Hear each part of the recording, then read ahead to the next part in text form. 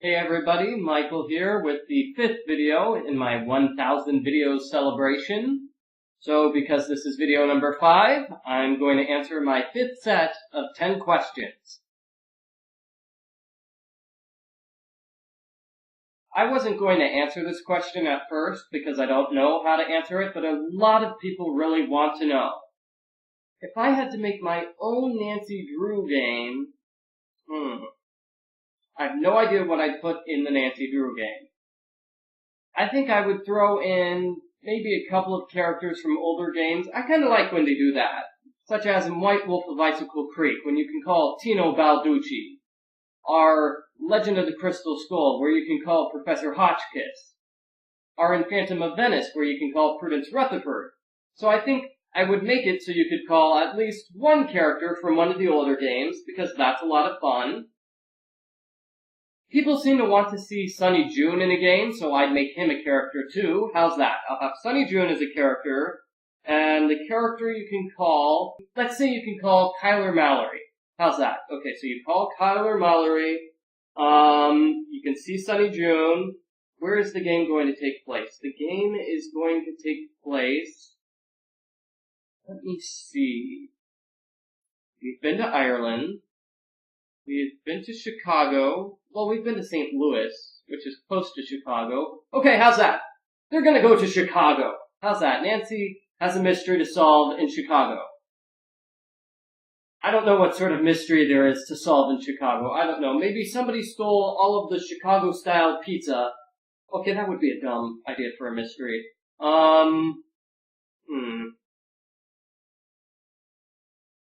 I don't know. Maybe she has to go to New York. How's that? Well, she's already been to New York. Maybe she has to go to New York because her buddy Harlan Bishop from the Haunted Carousel, he's working his new job as a security guard. And there's something strange which happened when he was on the job, so he decided to call Nancy in to solve the mystery. That could work too. And then again, it could be a totally new mystery. I also like it when they have brand new characters, such as Warnings at Waverly Academy. I liked Warnings at Waverly Academy. It didn't really have any direct connections to the other games in the series, but it was great nonetheless. So, let me see. The next Nancy Drew game is one where she goes to Germany. It's called The Captive Curse, and apparently there's going to be some sort of curse, and also some sort of captive, if I am to believe the title. Something to do with a castle and werewolves. It looks like it's going to be exciting. I don't know, maybe she'll call Kyler Mallory in that game, because Kyler has experience with dealing with creepy old castles. You know, maybe that's what's going to happen. But all in all, I'm saying, I don't know. I think if I absolutely had to make a Nancy Drew game, I'd be doing what I've been doing now, which is just throwing out all sorts of random ideas. I do that for a while, and then I just create a list of all the ideas which I think are good, which I think would work, and I try to work from there in making the game. But to be honest, I don't want to make a Nancy Drew game. It's a lot of work, and the people who make Nancy Drew games now do an excellent job, so I don't want to replace them. I'll let them handle the tough part of making the games, and I'll play the games.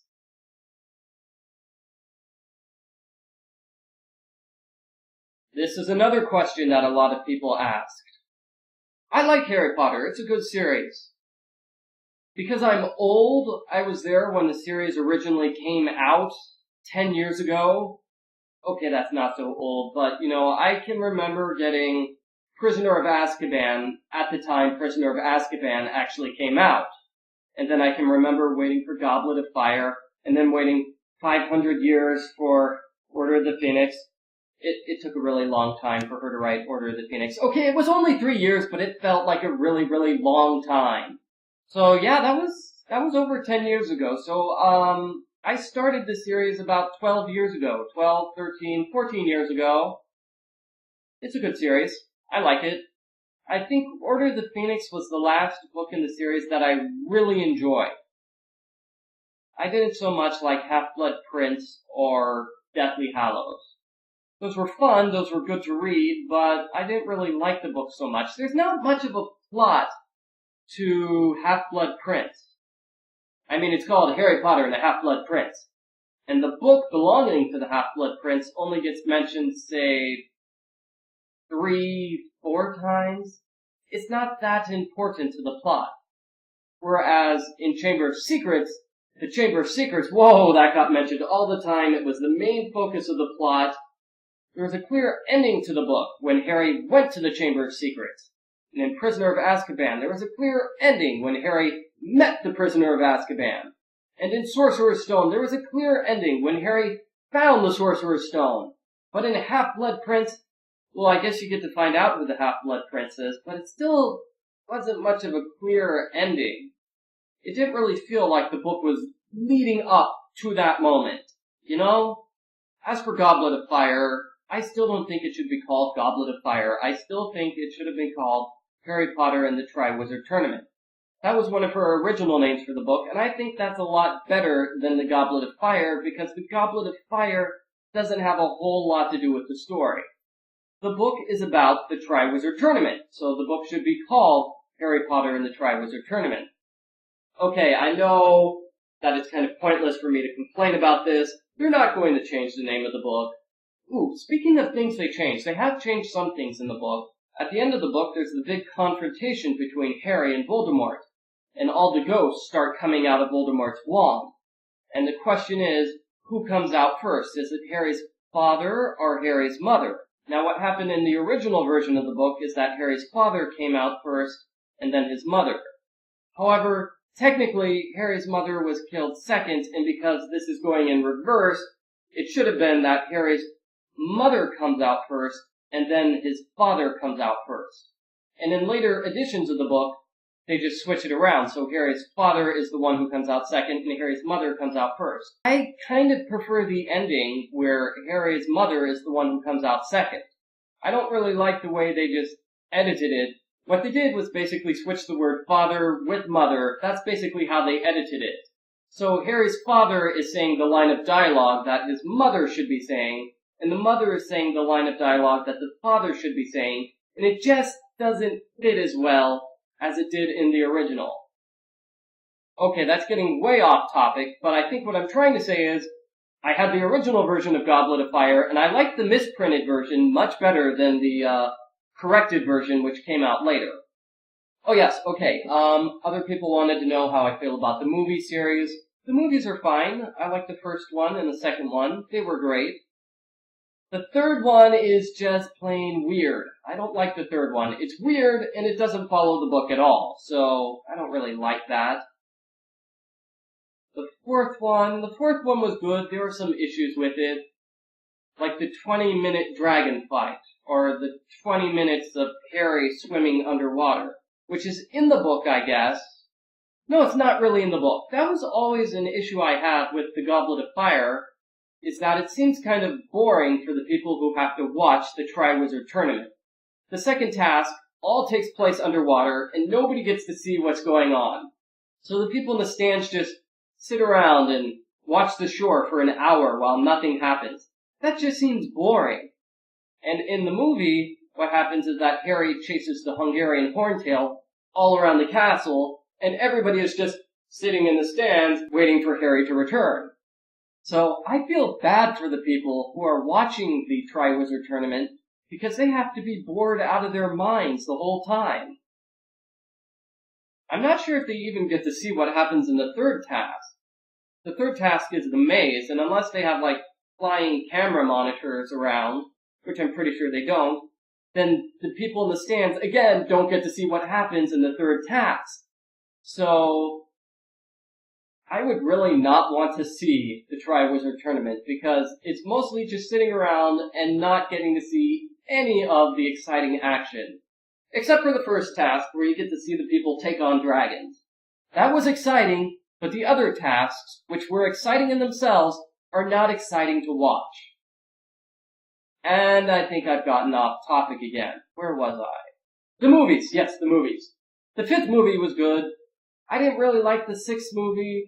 And the seventh movie, why are they splitting it up into 2 parts?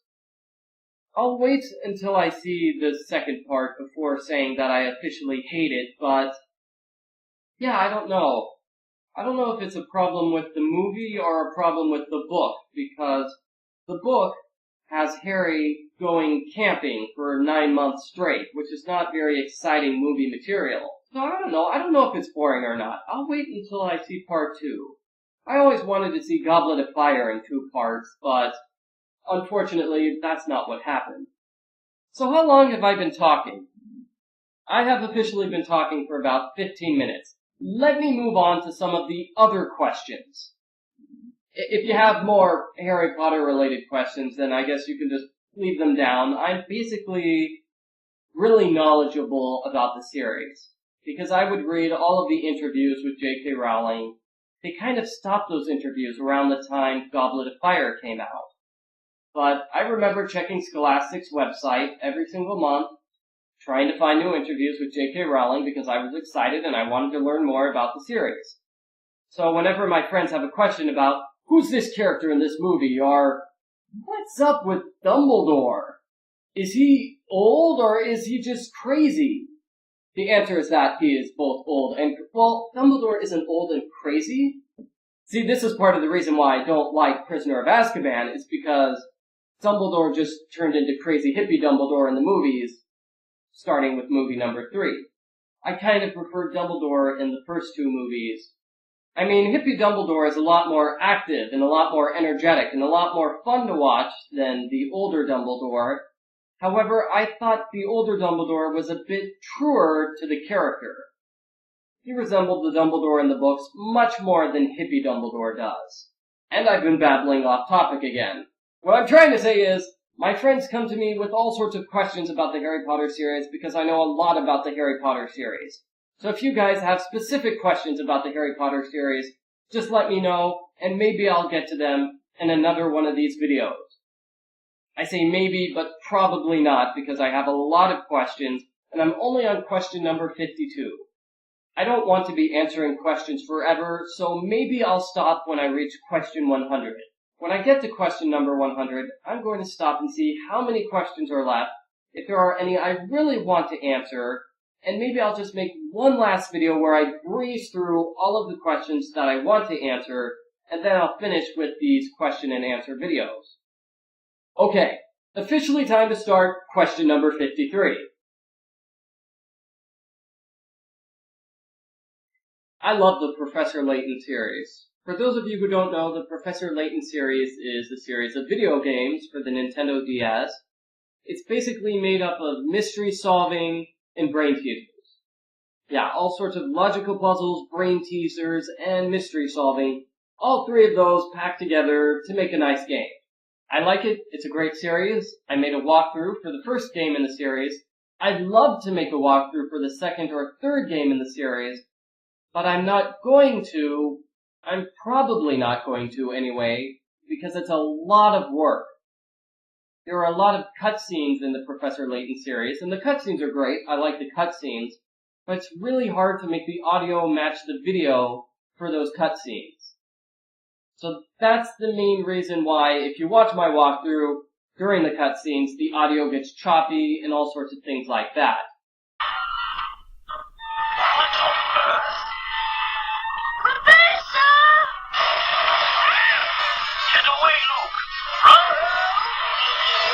If I could find a way to work around the audio and video issues with the cutscenes, then it'd be a lot easier for me to make another Professor Layton walkthrough. I guess also another reason why I don't make Professor Layton walkthroughs anymore is because they're really long. It takes a long time. And before I finish with Professor Layton, I'm excited for Professor Layton versus Phoenix Wright in 3D. I'm not excited about the 3D part, but I am excited about Professor Layton and Phoenix Wright. They're having a crossover game. Those are 2 series that I really like. They're both mystery-solving, adventure, puzzle games, somewhere along those lines. They're rather similar games, and so it looks like it's going to be a great crossover. It should be a lot of fun. I'm excited for that game. Unfortunately, it's probably not going to come out for, say, 2 years, 2 to 3 years. Yeah, it depends on how quickly they're going to get the game released. And translated, that's an issue. because it takes place after Professor Layton game number 5, and only game numbers 1 through 3 have been released in the United States. So we're going to have to wait for them to release games number 4 and 5 before we can get Professor Layton versus Phoenix Wright in 3D. By the way, am I the only person who does not get excited about 3D movies? I don't like 3D movies. I don't watch 3D movies. If the movie theater has 2 copies of the movie, one in 3D and one in normal vision, I watch the one in normal vision.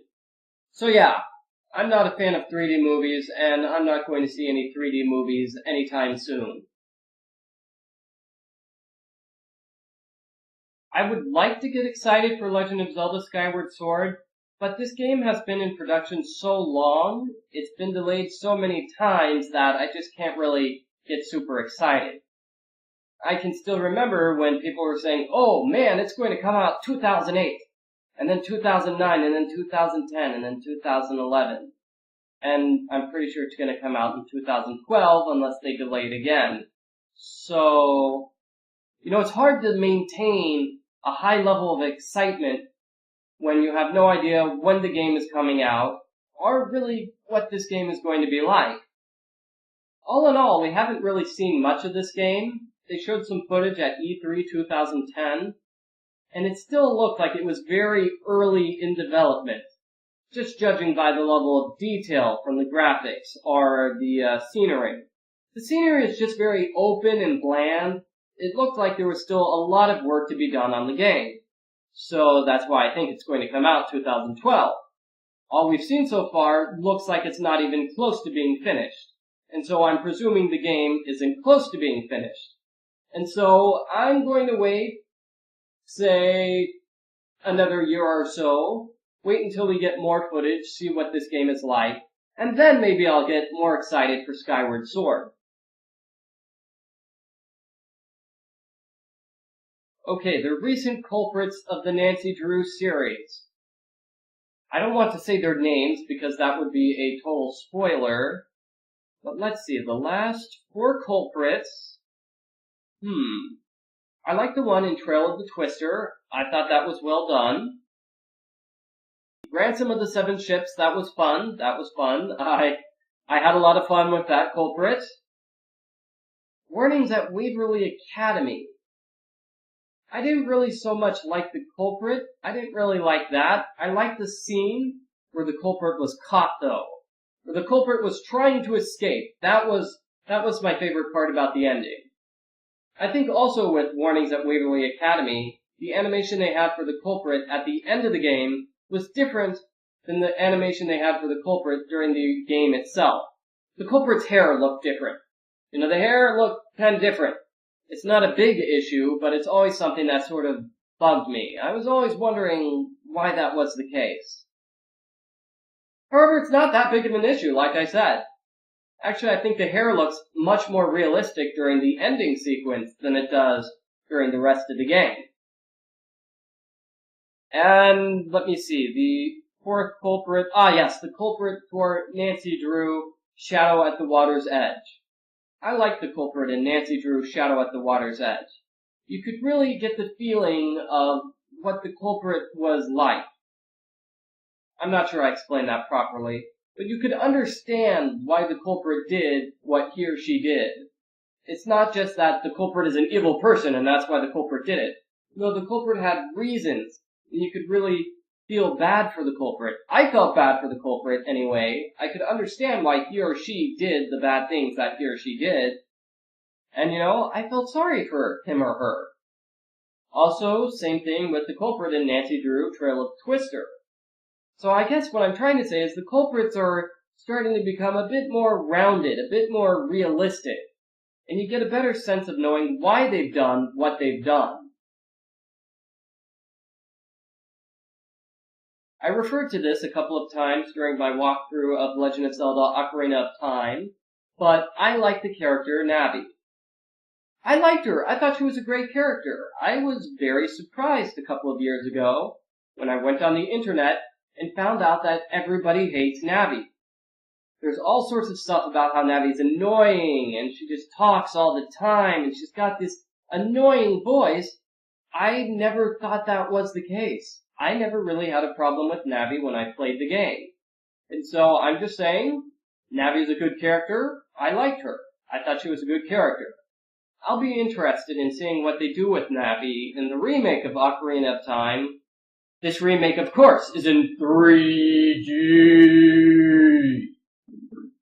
Yeah, another 3D game. I suppose it will be exciting, I guess. I kind of get the sense that they're rushing the game through production, which will make it like the original Ocarina of Time, but, I would rather have them take their time and not rush this game through production. And, well, they didn't rush it through production. They were trying to rush it through production so it would be a launch title, but the 3DS is going to be released in March, and it's not a launch title. So, they tried to rush it through production, but I guess it didn't really work. They still need to work on it. Or maybe they decided, no, we're not going to rush on it. We're going to step back and going to take all the time we need in order to make this a great game. I don't know. I haven't seen much of the game. It's just like Legend of Zelda Skyward Sword. We haven't seen much of this game, so I have no idea what it's going to be like. But I hope, no matter what it's like, that Navi will still be a character in this game, and that she will still be a great character. Okay, I have a copy of Epic Mickey right here. It's a pretty good game. It's interesting. It takes place in an evil version of Disneyland. And so you'll have boss battles where Mickey has to fight the It's a Small World clock tower. That was a fun boss battle. And they were just playing the Small World theme song in the background. And it was really creepy. It kind of reminds me of Donkey Kong 64 for some reason. Mickey sounds sort of like Donkey Kong. Or, not Donkey Kong. Mickey sounds sort of like Lanky Kong. And the background music sometimes sounds like the background music in the creepy castle level of Donkey Kong 64. Overall, it's a good game. So far, I haven't beaten it yet. I haven't played too much of it yet, but what I've played so far has been fun. It's interesting. I wouldn't mind doing a video walkthrough for it, but I'm probably not going to. I just don't have enough free time to do a video walkthrough for Epic Mickey. Okay, I made a separate video showing you how I record videos off of the computer. Let me show you how I record videos off of the TV. For example, Epic Mickey. Say I wanted to make a video walkthrough for Epic Mickey, here's how I would do it. Basically, I use this thing, which is a video capture card, and this thing, which is a double-ended RCA cable. Most of the time, if you're playing a console game on a TV, you have to stick RCA cables into the video in slot on the back of the TV. The back of the TV also has a video out slot. This is where I put the double-ended RCA cable. Basically, what this does is copy whatever's on the TV, and it goes out through these cables to whatever it connects to.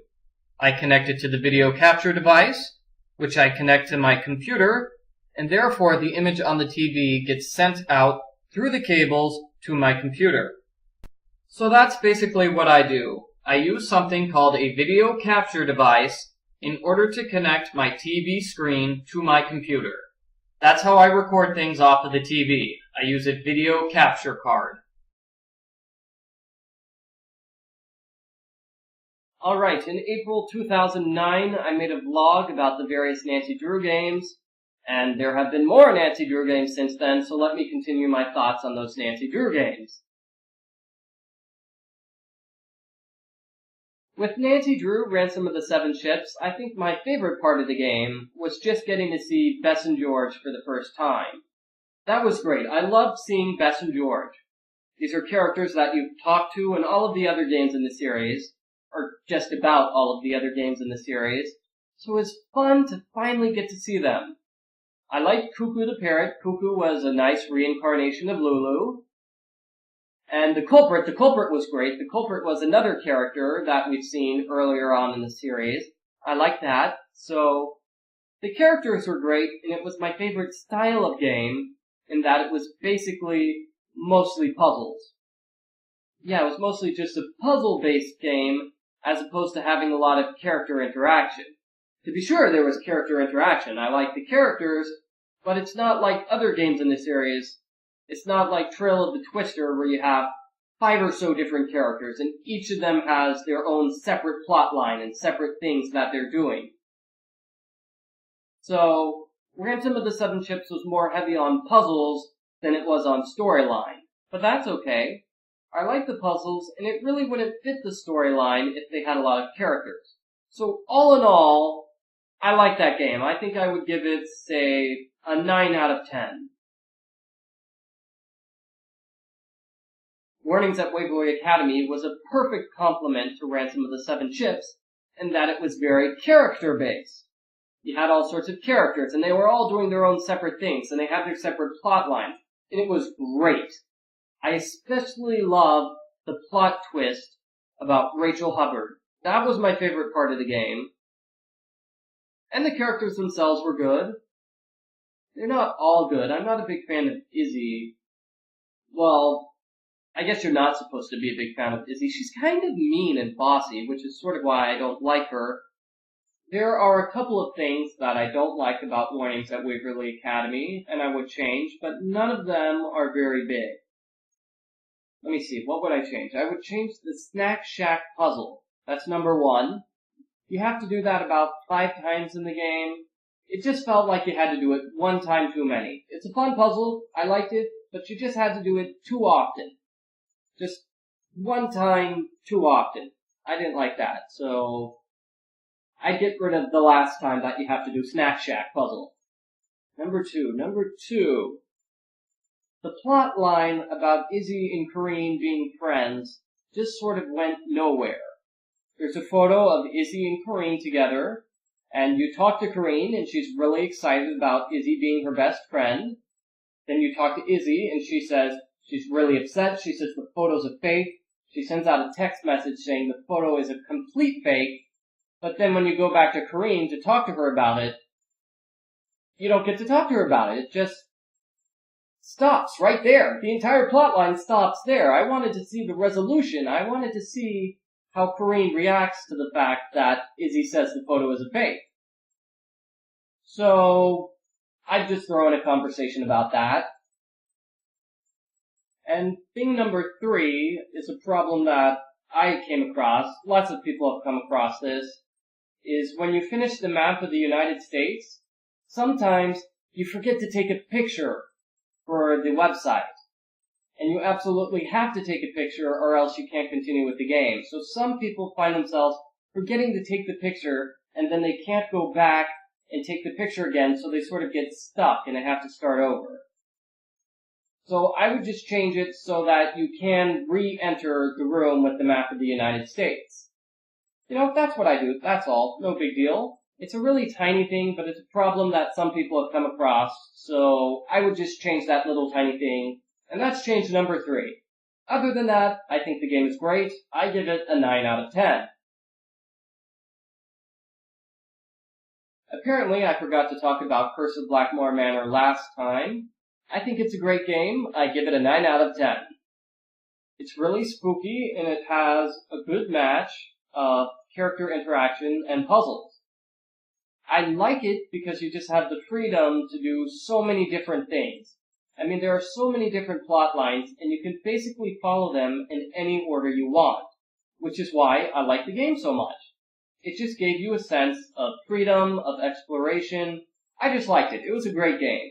The mood of the game was really good too. It had a really dark tone, a really scary mood. I really liked it. It all worked together well to make a great game. So, 9 out of 10, as I said. Trail of the Twister is a game I understand some people don't like because you have to do a lot of chores, but I don't mind. The chores aren't that bad. The chores are basically puzzles, and I like puzzles. I thought it was really well done. I thought it was, I'm not going to say longer than any of the other games, but it certainly felt like there was more to it than some of the other games in the series. We had a plot line for all of the characters, and pretty much all of the characters were fun. There are minor problems, such as the mousetrap puzzle. It feels like you have to do the mousetrap puzzle one too many times. It's sort of like the snack shop in Warnings at Waverly Academy. I think you have to do it about 5 times, and really, I think they should only have it about 4 times. Because the 5th time you do the puzzle, it's just sort of, do I have to do this again? You know, it's not as much fun the 5th time around. Also, the ending, it's kind of strange with the ending when the culprit escapes, and then you have a minute of dialogue between Nancy and one of the other characters before Nancy chases after the culprit. I just always thought that was strange.